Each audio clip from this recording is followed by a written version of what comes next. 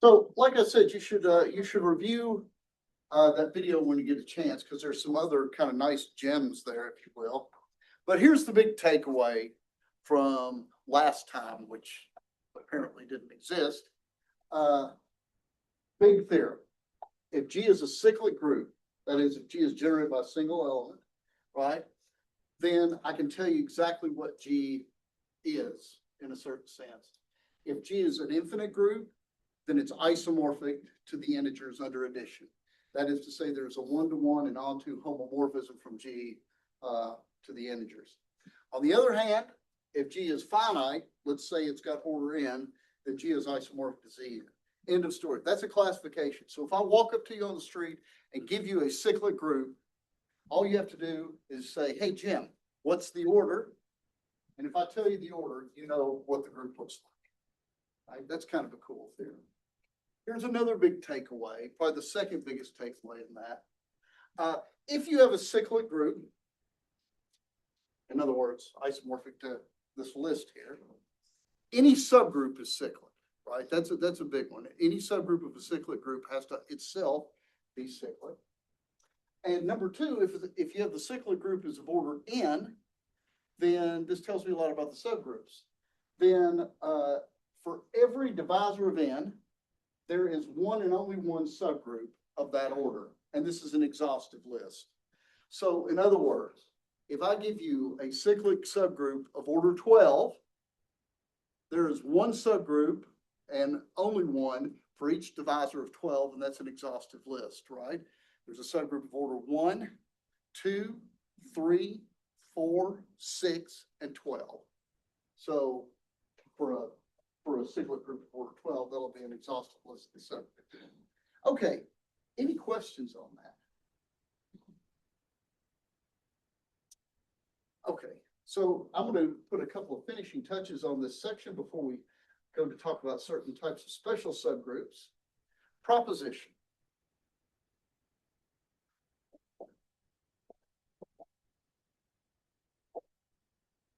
Let HI, I in some index set, be a family of subgroups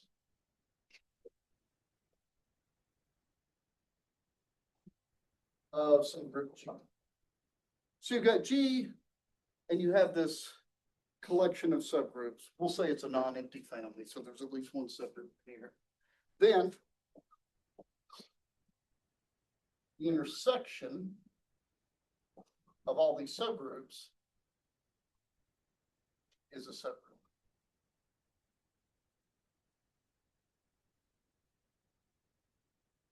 This is a big theorem, because what it tells me is this: if I have a collection of subgroups of some group, if I intersect that collection of subgroups, it's another subgroup, right? There's probably an obvious question, is the union of a bunch of subgroups a subgroup? The answer to that is almost never, right? The union behaves very badly. It's almost never the case that a union of subgroups is a subgroup. It can happen, but only under very specific circumstances. But the intersection is always a subgroup. Yes? What is that? I is an element of, is that like an indexing? It's an indexing set. Okay. And, you know, I've made it Greek so we can all feel fancy about ourselves no more. Right. So let's actually prove this. We'll say this is not empty.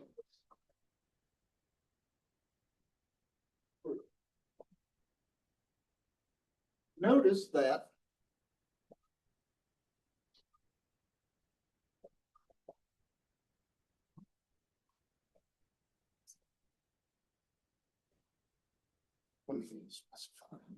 the identity of G is in every one of these. Everybody agree with that? So since all the HIs are subgroups, the identity is in every one of them. So the identity is in the intersection. So this is not empty. So step one, the intersection of this collection of subgroups is not empty. It's got at least the identity in it. Anybody know what I'm smell what the rock's cooking? What am I setting up for here?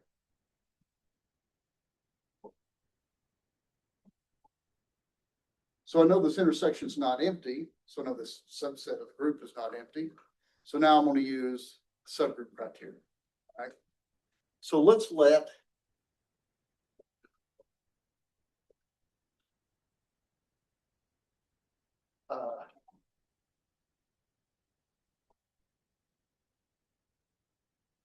our burden is to show that XY inverse need to show it's in this intersection as well.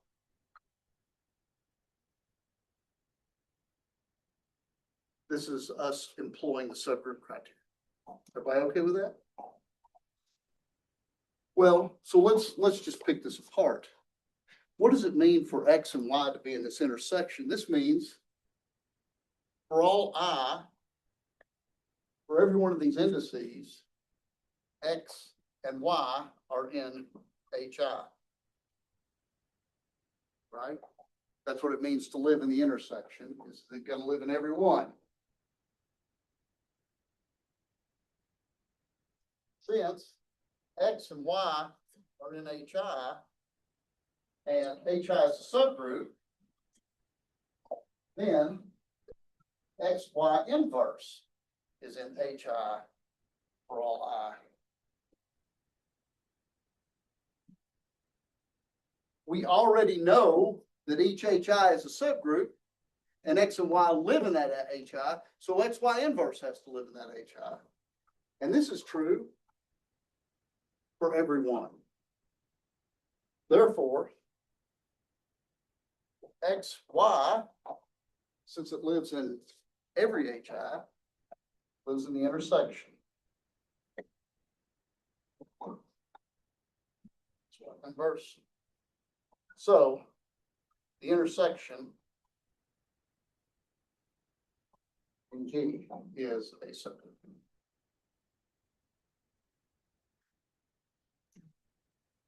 Questions? Yes. Why does a union not work?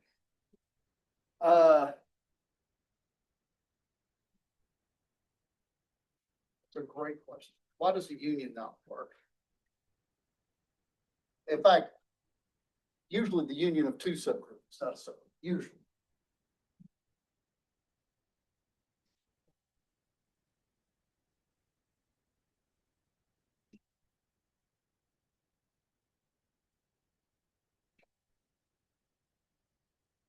Right?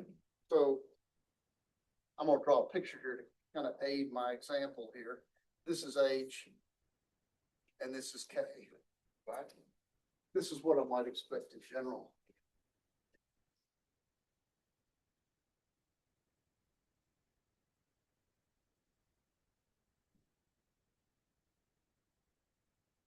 Suppose that there's something in K that's not in H, and something that's H not in K, which is certainly the case if one of them doesn't contain the other, right?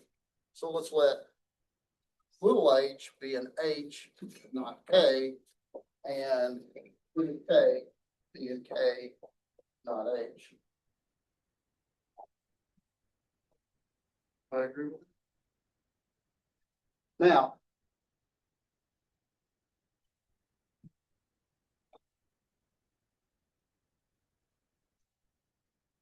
Now, look at H times K.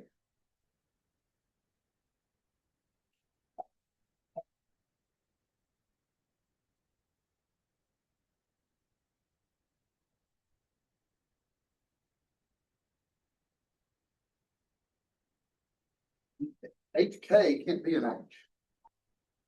Because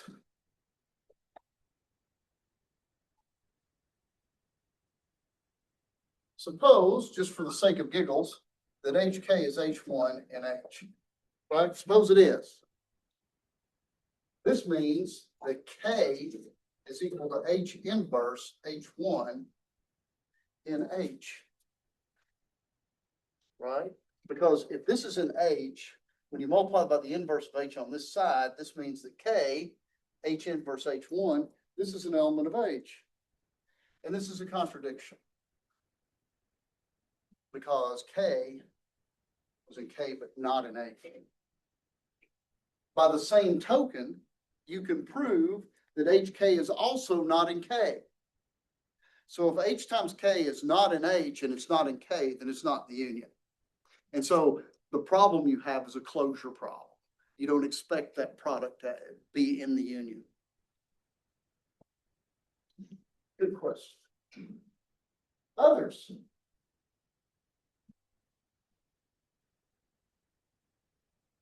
Okay, so let's with this in mind, I'm going to use this to kind of generate a definition, if you will.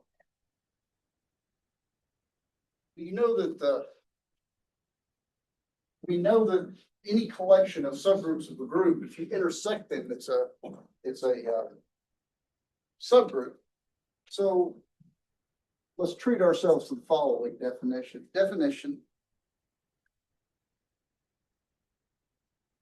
3.2.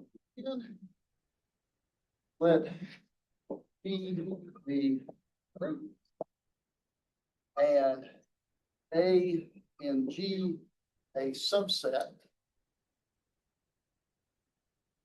And I do mean set here. Doesn't have to be a subgroup, just any subset. And also, I will entertain the possibility that this is empty. It could be an empty subset. We define the subgroup generated by A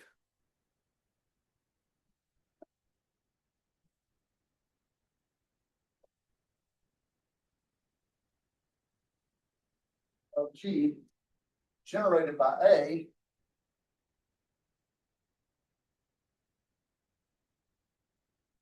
to B. So when I say the subgroup generated by the subset,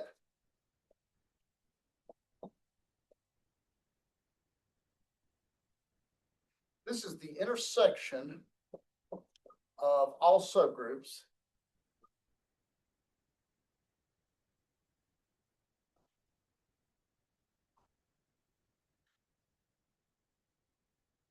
So what I mean by the subgroup generated by A is just take every freaking subgroup of G that contains that set. Right? I know there's at least one subgroup of G that contains that set, G itself. But there may be smaller subgroups that contain A as a subset. Collect them all. Every subgroup that contains A as a subset, and just intersect them. So what this is this is the smallest subgroup of G that contains the set A. It's the intersection of all subgroups that contain A. Yes. I'm sorry, can you explain the thing under the intersection just a little slower? Yes. Thank you. That was a lot of words. So I'll add some explanation here. Okay. H ranges, this is what it means, over all subgroups of G that contain the set A. So this is just my qualifier. H, we're taking the intersection over all subgroups that contain A. Okay. We know from the previous proposition that this is in fact a subgroup, and it's the smallest subgroup of G that contains A. Here's a mental exercise for you. I did say in this, okay, so what if A, here's some extreme examples. What if A is G, right? I mean, one subset of G might be the whole group G. Then what would the group generated by A be? G. It will be just G. It's the intersection of all subgroups that contain G as a subset. Well, the only subset of G that contains G as a subset is G itself, right? And so this would just be G. How about the other extreme? I did say that this could be the empty set. What if A is the empty set?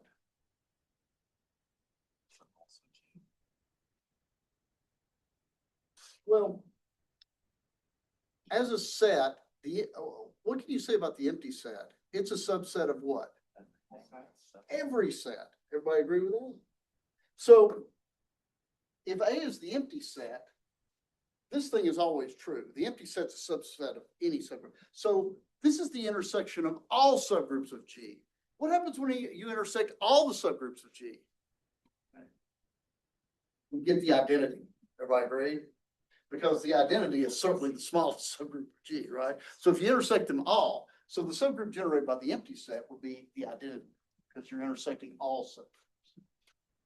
Let me give you, so this is the fancy math way to think of the group generated by A. You can like impress your friends at a cocktail party. Ooh, it is the intersection of all subgroups of G that contain A, right?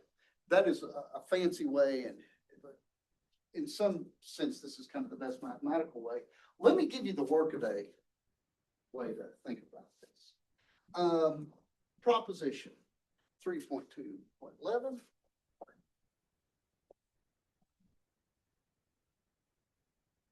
So here's the working mathematician's way of thinking this, I think.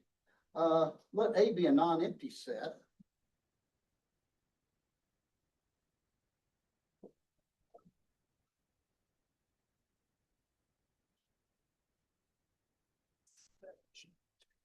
I don't have to worry about it being an empty set because I know what the group generated by the empty set is. Then the subgroup generated by A, I can tell you what a typical element of this looks like.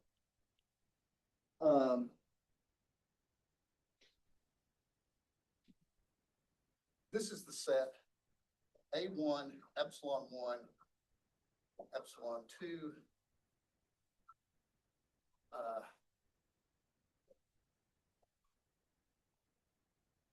where AI is in A and epsilon I is plus or minus 1. Okay, let me give you a translation of this. So here's my translation of this. Remember how we talked about words and relations, right? So think of the set of elements in A as being an alphabet, right? And this alphabet may be infinite, but it doesn't matter because you only use finitely many. To express a word, you only use finitely many letters at a time. Even if your alphabet is infinite, you only use finitely many at a time. So a typical element of this group generated by A is just a word that's made of this alphabet where the AIs are in A. And this epsilon plus or minus 1, the minus 1 takes care of the fact that you also might need the inverse. So it's any string of words. By the way, I don't claim that A1 and A2 are different. I just claim that they're elements of the alphabet. Right? So in general, you could write these words maybe more compactly to say A1 to the N1, A2 to the N2, where the N's are actually in the integers. This is an easier way to express it. So basically, what the group generated by the set A is if you consider A to be a collection of letters in your alphabet, it's just any word you can make with the A's and perhaps the inverses as well. Okay, any questions on that? Okay, yes. I guarantee that for any subset of G, we can generate a subgroup of it.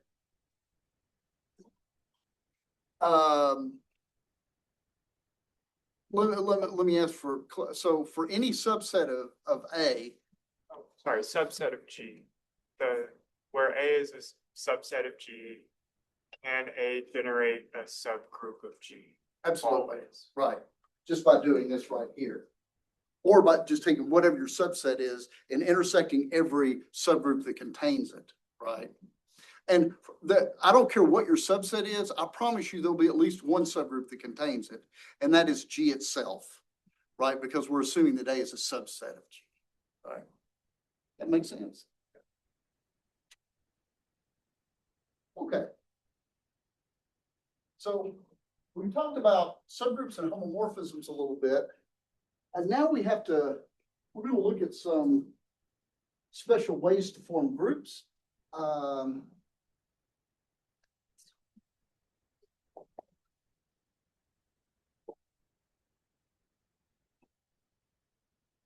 Functional groups.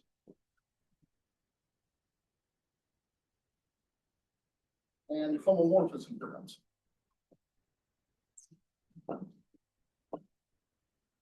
and maybe a little counting too, which is always fun. I'm gonna start off with the notion of a normal subgroup.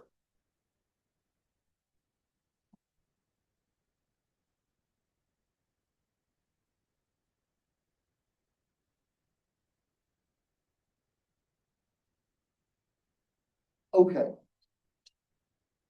It turns out that a subgroup is, of course, just a baby group inside the parent group in the first place. But subgroups in general can be defective in a way that we'll talk about later. I mean, they're worth study for sure, but the best kind of subgroup, so there's a very pristine, nice type of subgroup that's called a normal subgroup.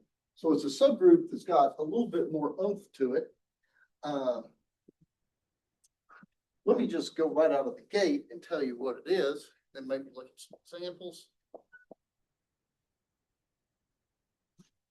Let G be a group and N G a subgroup. So suppose I have a subgroup G. We say N is normal in G, and that's often written this way. It's sort of like the subset, it's sort of like the subgroup notation with this triangle filled in, if you will. If I don't know what's called the equivalent conditions here.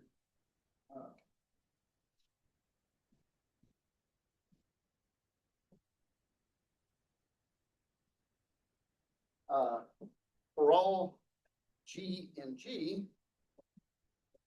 G inverse in G is equal to N. So you remember what this is? This is the collection, this is the set G inverse in G as N ranges through the elements of N. This, of course, makes a set. If this set coincides with the original N, then we say that subgroup is normal. Here's some equivalencies. Equivalently,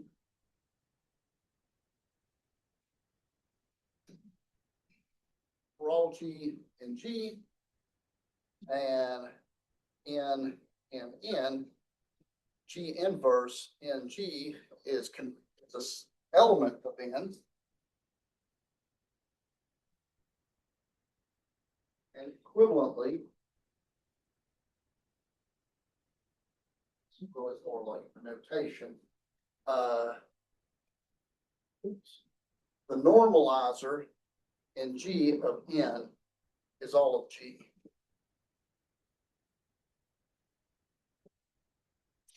So they're special in the sense that the normalizer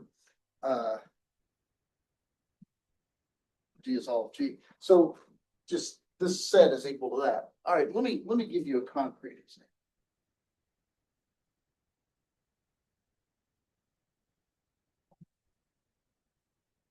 Example one, and let me get rid of the suspense right out of the gate on this one. Let G be an abelian group. Somebody remind me what an abelian group is? It's commutative. Order doesn't matter when you combine elements. X times Y is Y times X, right? Any subgroup N and G is normal. If the group's abelian, all the subgroups are normal. Let me demonstrate why this is true. Look at G inverse in G. This is the set of G inverse little n G, N is in N. But since G is abelian, this is N G inverse G, N is an N. Right, because the order here doesn't matter. I can flip flop the N and the G inverse, right? And look at this, these cancel because this is the identity.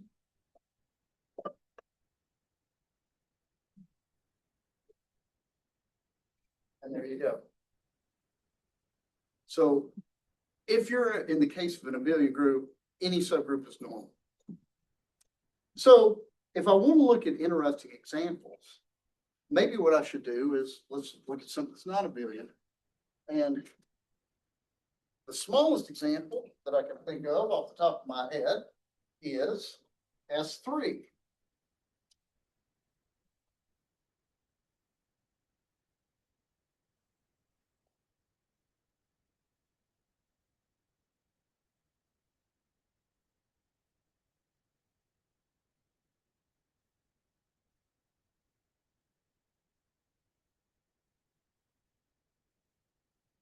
Remember this, these are the bijections from the set 1, 2, 3 to itself, right?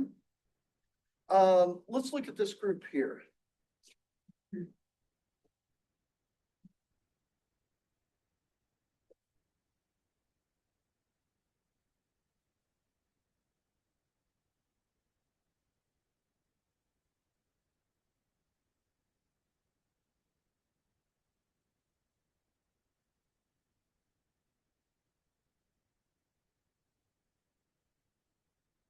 Valley.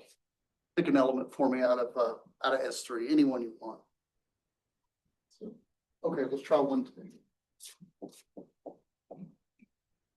Let's look at G inverse NG and run through the elements of N, right?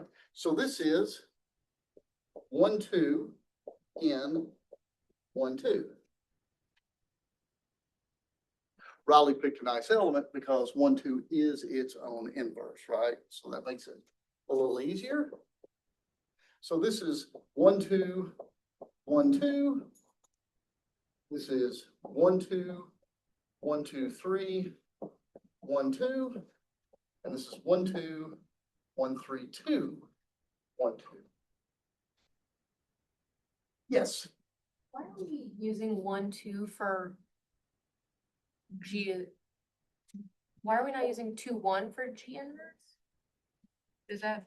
It didn't matter, right? Because flipping 1, 2, flipping 2, 1, it doesn't matter. Yeah, that's actually when I in a cycle, in a single cycle,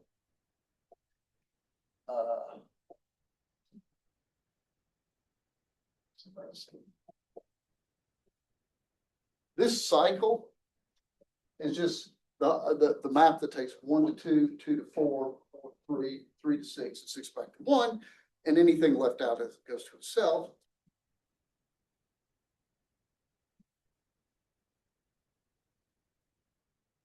It's the same as that, right? So the moral of the story is in a cycle, it doesn't matter where you start as long as you go in order. So that's why, that's why I almost always start my cycles with 1 and with the lowest number because it helps me keep track, but it doesn't matter where you start.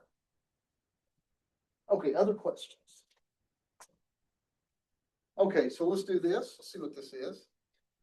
1, 2, 1, 2 is the identity. Even I can do that. Let's go through this one.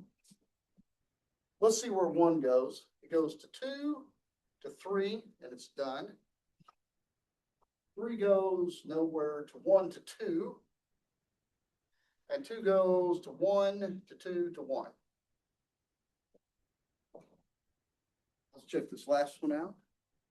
1 goes to 2, to 1 to 2.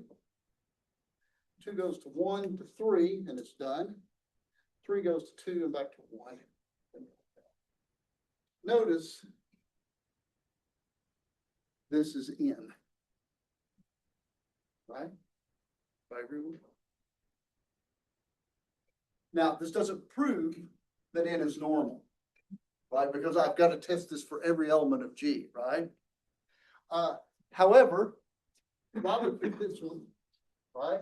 You can test these two right here and see that it also does N. Notice it gives the set back. It gave it back in a different order, right? But it's still the same set, right? is still these three elements. All right. Test it yourself with 1, 2, and 2, 3. You will also get in by. And these two, can anybody tell me why these two, when you conjugate by these two, you have to get in by? It's a sub. These are already in, so it's got to give in back. That's right. These are already in. So it turns out, so if you test the rest, N is actually a normal subgroup of G. On the other hand,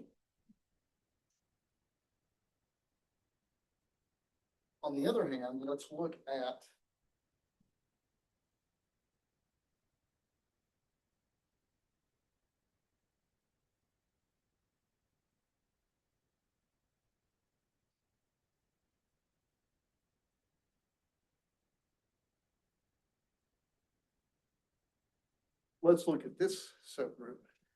Riley, I'm going to use your element again. Look at 1, 2, H, 1, 2. This is 1, 2, 1, 2. This is 1, 2, 2, 3, 1, 2. This first one's E. Not too bad there. Second one, 1 goes to 2, which goes to 3, and it's done. 3 goes to 2, and then to 1, and 2 better go to itself, and it does.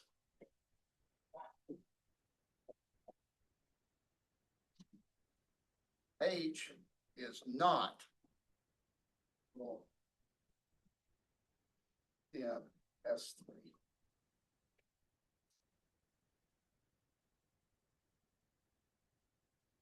Notice what happened is when we call this a conjugate sometimes, when I conjugated this group, I got a different subgroup.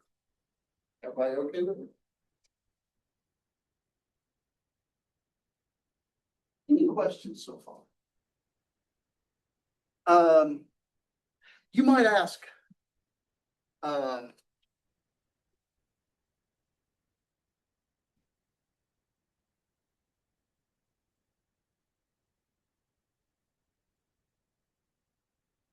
well, here's a question. Well, let me get this question.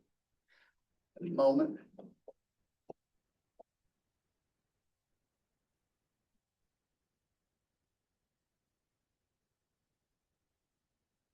If I just walk up to you on the street and give you a group, call it G, I can already think of 2 subgroups of that have to be normal.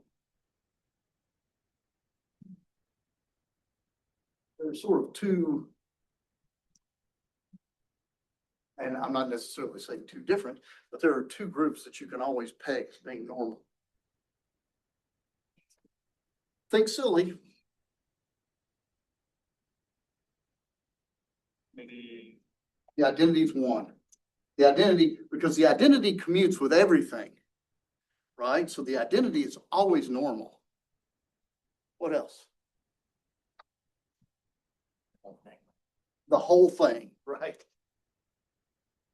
G is normal in G, and E is normal. So the 2 extreme examples always work. Any group is normal in itself, and the identity subgroup is normal in there. We also know that if there's an abelian group, if you have an abelian group, then every subgroup is normal, right? And I gave you an example of non-abelian group that had, in fact, this is just one of them, but it's got 3 subgroups that are not normal. There's kind of an obvious question, I think. Is it true that every group that is not abelian has a subgroup that's not normal? Right? Is that what sets it apart, right? Because any abelian group, all its subgroups are normal. I have an example of a group that's not abelian that has normal subgroups that are not normal. Is it true that any group that's not abelian has subgroups that are not normal? And the answer to this is no. So I'll leave this example as kind of an exercise, see if you can work through this.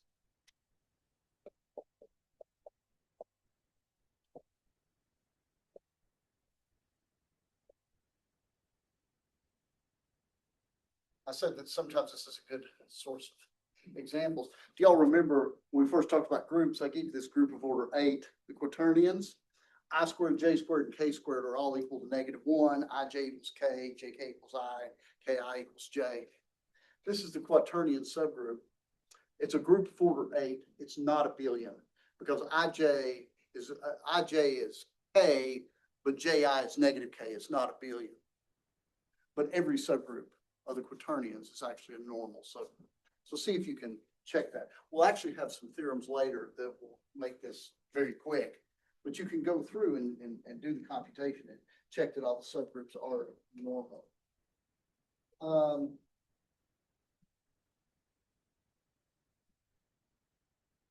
So let me give you one more example.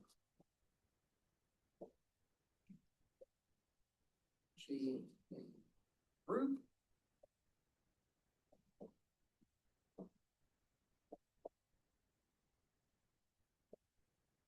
Remember what the center of G is.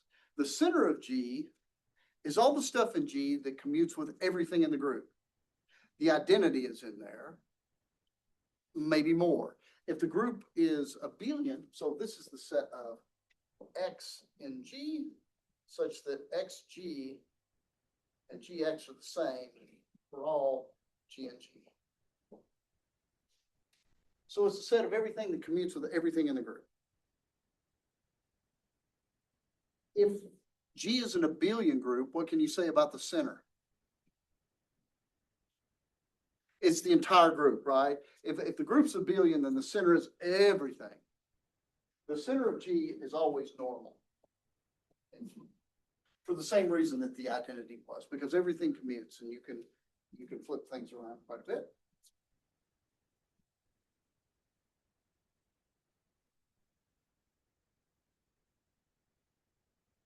Okay, so here is,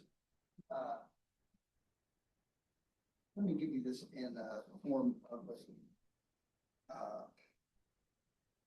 proposition here, and I'll give you one more. So with this proposition 413, let G be a group and B from, well, G be group, as well, be groups.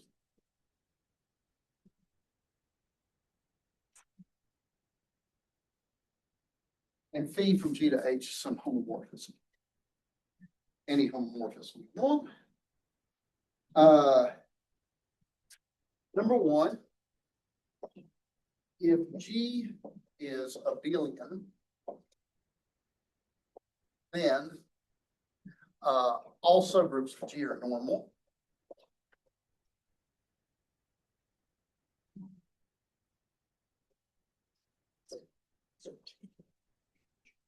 And actually, I proved that in the first example we have. If you have an abelian group, then all of its subgroups are normal. We proved that just a moment ago in example 1. And this is a huge one. If you have any homomorphism from G to any other group, the kernel of that homomorphism is always a normal subgroup. This one is worth proving. So we'll prove 2. We've already shown 1.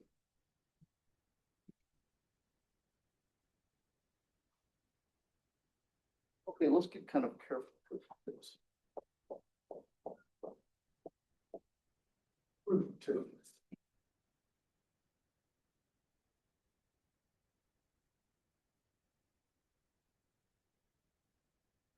I think we've already proved the kernel is a subgroup, haven't we? I believe we proved that earlier. I'll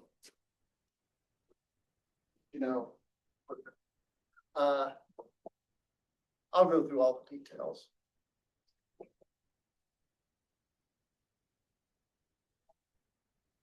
Let's prove the subgroup first. this might be a good kind of reminder exercise. The first thing I claim is the kernel of phi is not empty. Can anybody tell me something that's in the kernel of phi?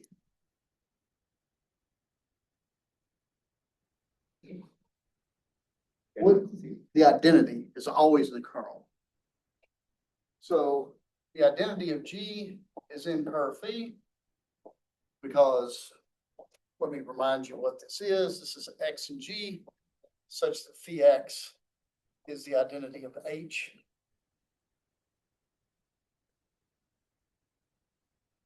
So curve phi is not empty.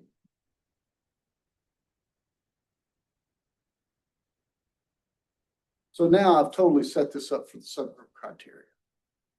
All right. Let X and Y be in the kernel of phi.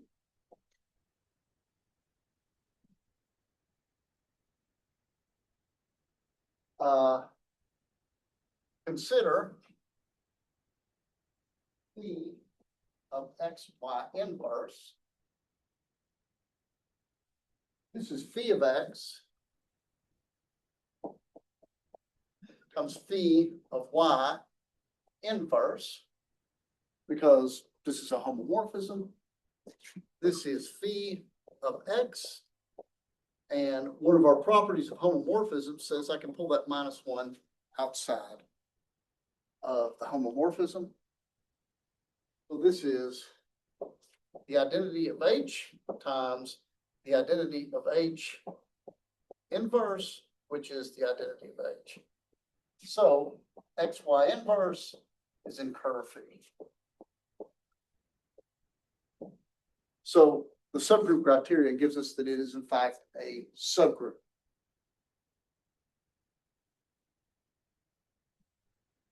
How do we show that it is a normal subgroup? I mean, that's really the meat and potatoes here, is the fact that this is normal.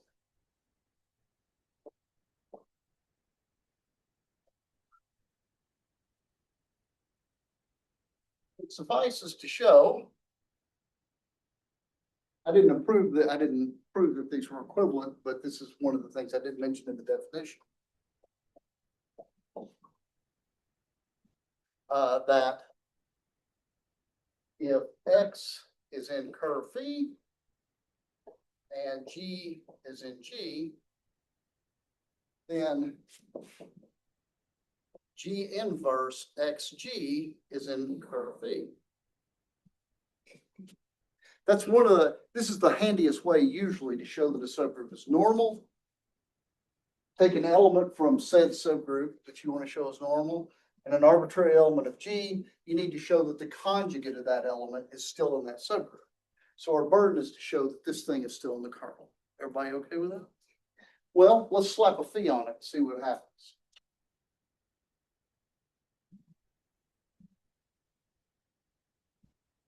No.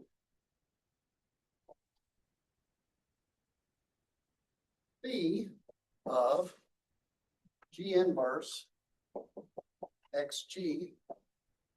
Well, this is a homomorphism, so I can fan this out. This is phi of G inverse, phi of X, phi of G.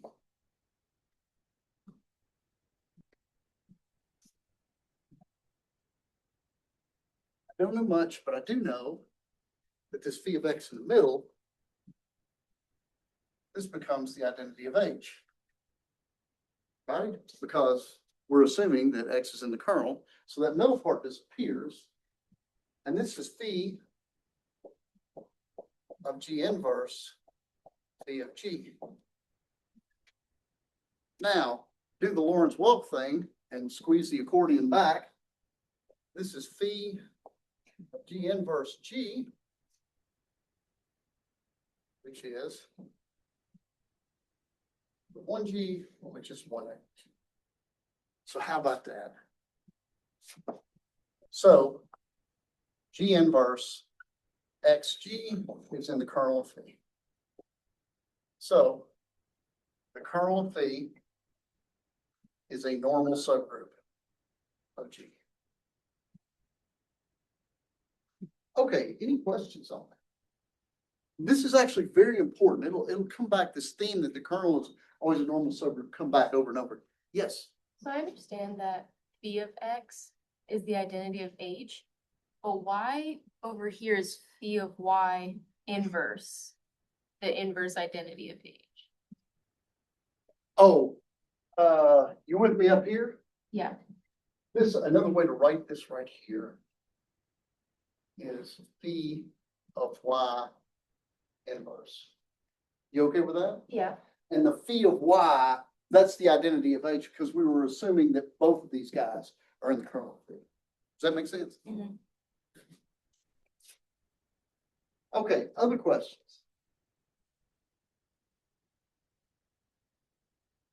Okay, so here's something that we kind of got to wrap our heads around a little bit. Yes, Give an example of kernel with more than just the identity in it.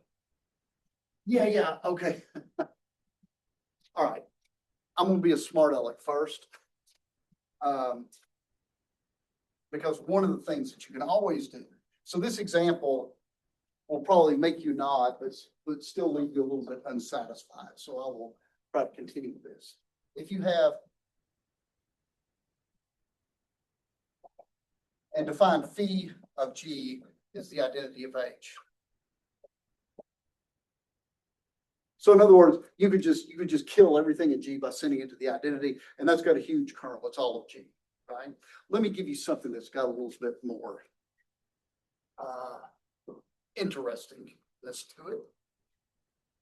I'll give you two examples.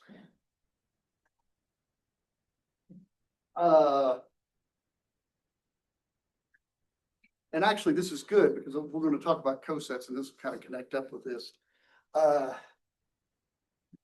Give me a positive integer. A 2, okay. That works.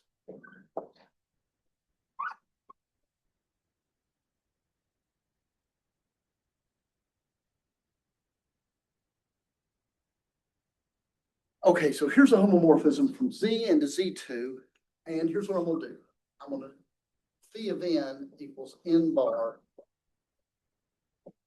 mod 2. Right, so basically my input's an integer, I just reduced that mod 2. The kernel of this is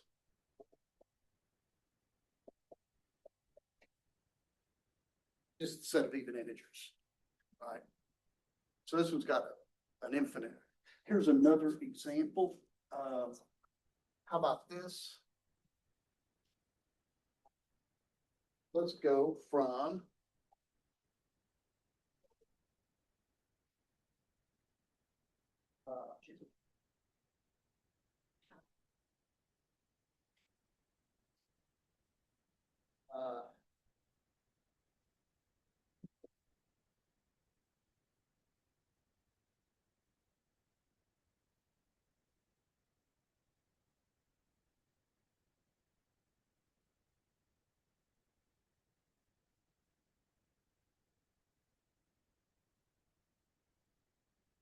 okay, there's a homomorphism from S3 into C2. It takes the identity and any 3 cycle to the 0 bar, and it takes all these ones here to all the 2 cycles to 1 bar. This turns out to be a homomorphism. It may not be, but you can test this by hand. This actually is a homomorphism. And in this case, the kernel of phi is the subgroup E1, 2, 3, 1, 3, 2.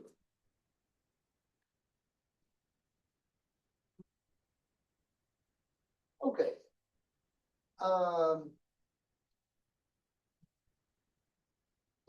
I'm going to give you a last definition of cosets, and we will talk about this more extensively on Friday. Definition. Whatever you call it.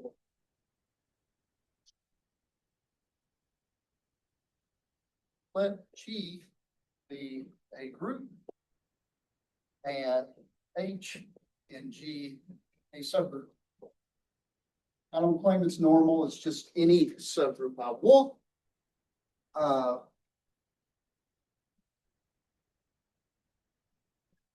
define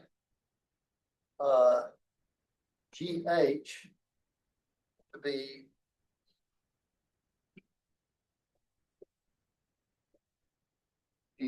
a left coset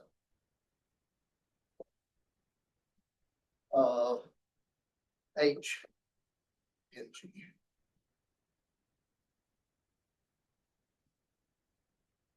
Okay, so what is a left coset of H and G? It is just this set that we've created. We have the subgroup here, and basically what you're doing is you take everything in H and you multiply it on the left by this fixed G. There's a similar notion of right coset, and we'll talk about that next time with some examples. Any questions for next time? All right, y'all have a good one, and we will see you by Friday.